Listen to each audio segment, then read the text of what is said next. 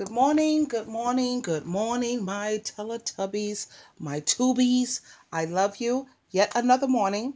Today we're going to talk about the difference between narcissists, psychopaths, and sociopaths.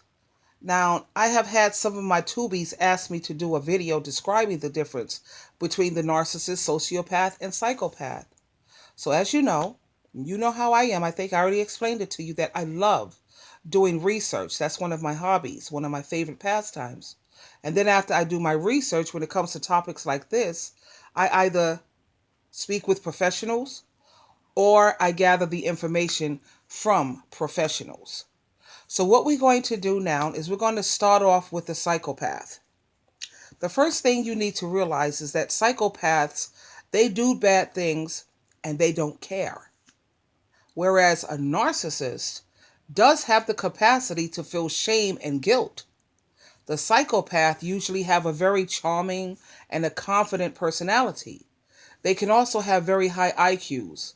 They are usually antisocial, fearless, and have no empathy or sympathy for others. These are very, very dangerous creatures, so be careful. Think about serial killers, for instance, and people who get hired to kill people. Psychopaths hardly ever feel emotions. They can easily fool you into believing that they are completely normal, whereas experts say their behavior or their condition is a result of certain parts of their brain. This is how psychopaths are created. Certain parts of their brain is underdeveloped. The part of the brain that controls impulse and emotions is not fully developed in psychopaths. They often fail to create any emotional connection with other people. So if you run into a person who can't seem to connect to anyone or you emotionally, please be on the lookout. I even spoke with a man myself who said he was diagnosed with being a psychopath.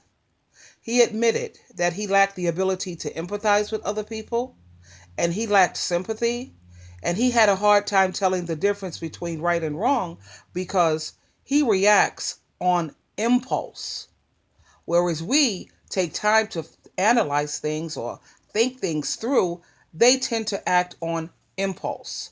Growing up, he had a history of stealing, skipping school, always getting into trouble, and a lot of other things. Now, the key thing to keep in mind is that a psychopath is born this way, whereas a sociopath and a narcissist is made. Now, let's go into what is a sociopath. We just got through with psychos. Now we're going to deal with the sociopath. These are people who can hurt others and not care, just like the psychopath. But the difference is the sociopath was made and not born this way. Let's say, for instance, when you was a kid and you got picked on and you had to do mean things to survive, or you were bullied and you developed this personality disorder because you felt you had to do so and you had to do certain things, or if you got involved with kids who put you in a situation where you had to do something that you wouldn't normally do, or if you had parents who raised you to break the rules, they taught you that rules don't apply to you. The only thing you have to do and keep in mind is don't ever get caught. Normally, when they commit a crime, we're talking about the sociopath, or they hurt others, they usually do it unplanned or in an instant. They suffer from antisocial personality disorder, and they have very little to do with society. These are very treacherous people for society, and they should be avoided at all cost. Now, here are some things for you to look out for. They lack remorse. They are charming. They use their charm to get what they want and will discard you afterwards. Sociopaths are nearly always very intelligent people. They tend to be knowledgeable in a variety of topics and they will score highly on tests. This level of intelligence is often used to outwit and manipulate other people, helping them to get what they want. That's how they do it. It is a trait that helps to make them even more dangerous to other people. Also, if you're running across people who are pathological liars, now we have all lied and probably still lie to some extent. But these are pathological liars. They will deliberately lie about their achievements or most of everything to impress other people around them. They will also continue to lie even if they've been caught doing something they shouldn't. And trust me when I tell you, they have no problem blaming somebody else. They are very manipulative people. A sociopath will always want to control and manipulate people in a way that benefits them.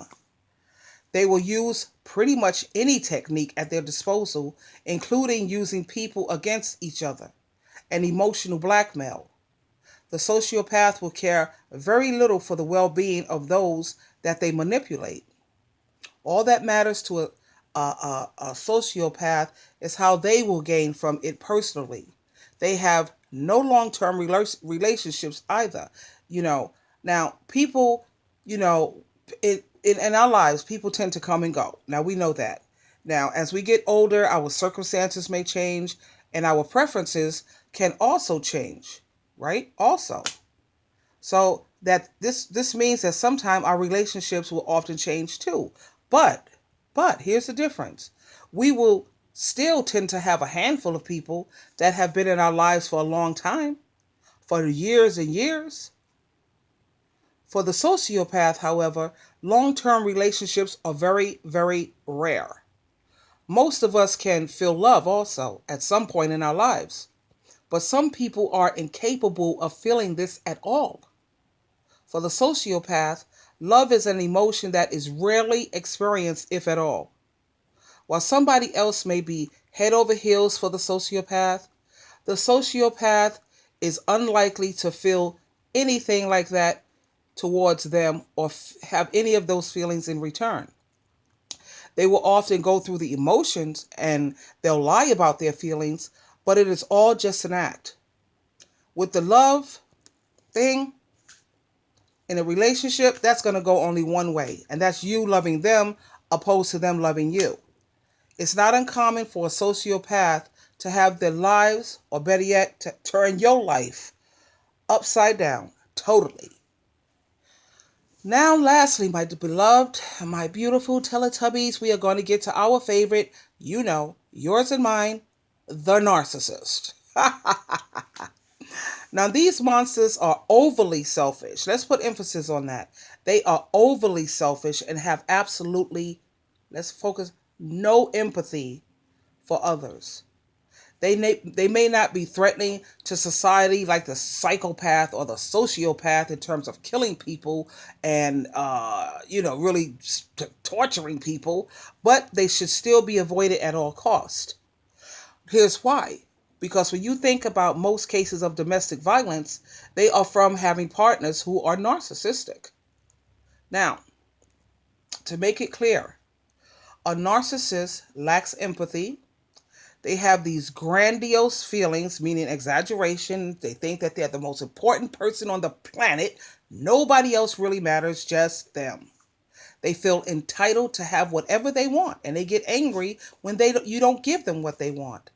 They are constantly seeking validation. I call these people attention addicts. They constantly need validation, and they tend to be very arrogant.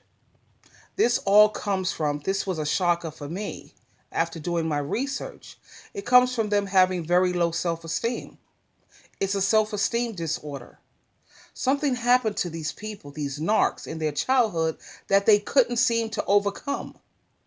These creatures are hollow and empty on the inside. They expect people to treat them like royalty, but they will never do the same for you unless they are being manipulative. The difference between a narcissist and a psychopath and a sociopath is the narcissist, this is at least a plus for them. A narcissist does feel guilt and shame. They feel more shame than guilt because they care and worry about the way people view them. If people see them as badly and view them badly, then they can't run game on you the way they want to. That's why they feel more shame than guilt. Also, at least when they do something wrong, they will say to themselves, you know what? I don't know. Maybe I shouldn't have done that. Psychopaths and sociopaths, however, they don't have those type of feelings or emotions. So, signs to look for. And what will help you to identify a narc, don't forget, is their lack of empathy, their elevated shame. Also, it's very important to look out for people who have a tendency to be overly sensitive, people who are easily hurt, worried, or offended. Also, with the narcissist, if you don't agree with them or feel the way that they feel, they will have no problem discarding you or treating you like garbage, treating you badly. So be on the lookout for these types as well. Unlike the psychopath or the sociopath, well, better yet, the sociopath who will lie about their achievements, narcissists will always try to surround themselves with powerful people or people who are doing very, very well, even though the narcissist may not be doing well for themselves. So there you have it, my Teletubbies and my beloved. It's a rough world out there. So do all things prayerfully. Remember, you always have a choice. Choose wisely after going to God and Christ in prayer. I want you to have an amazing day. This is Sheila True Love. Until next time.